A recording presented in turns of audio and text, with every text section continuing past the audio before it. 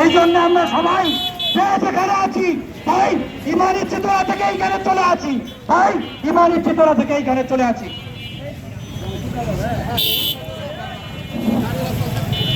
সম্মানিত উপস্থিতি, ইন্নাল হামদুলিল্লাহ ওয়াসসালাতু ওয়াসসালামু আলা রাসূলিল্লাহ, আম্মা বাদ।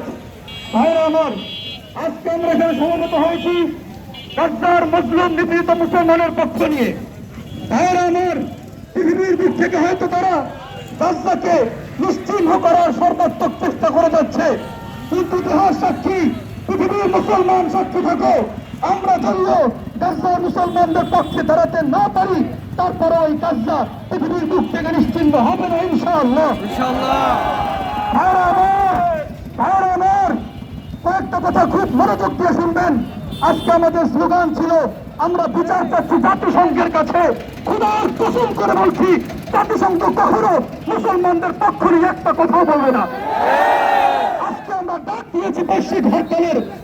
এই গাজ্জা, এই ফিলিস্তিন, যেভাবে অনার্যভাবে স্বাধীন করেছেন, সালাউদ্দিন আইয়ুবী যেভাবে বিজয় করেছেন, যে বৈশ্বিক জিহাদ ছাড়া গাজ্জার মুক্তি সম্ভব নয়। ভাইরা আমার, আজকে আমরা স্লোগান দিচ্ছি বয়কটের। বয়কটের কথা বললেই আমাদের মাথায় আসে আমরা বিকল্প কি পণ্য ব্যবহার করব। ভাইরা আমার, অক্সিজেন ফয়সালের কথা আপনারা শুনে রাখেন।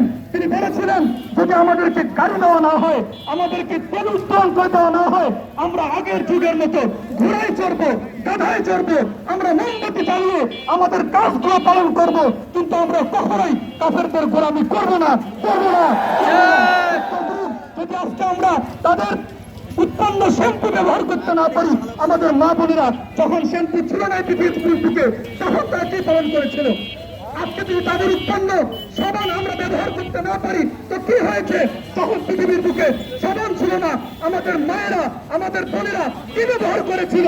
আমরা সাবান ছাড়াও চলতে পারবো, আমরা শ্যাম্পু ছাড়াও চলতে পারবো, তারপরে আমরা কাফেরদের গোলামি করবো না ইনশাআল্লাহ। আমার চেতনা নিয়ে যাই এখান থেকে। আল্লাহ পাক রব্বুল আলামিন গাজ্জার মুসলমানদের জন্য, ফিলিস্তিনের মুসলমানদের জন্য আমাদের সকলকে তার প্রতি কিছু করার তৌফিক দান করেন। সকলে আল্লাহ আমিন। আসসালামু আলাইকুম ওয়া রাহমাতুল্লাহি ওয়া বারাকাতুহু।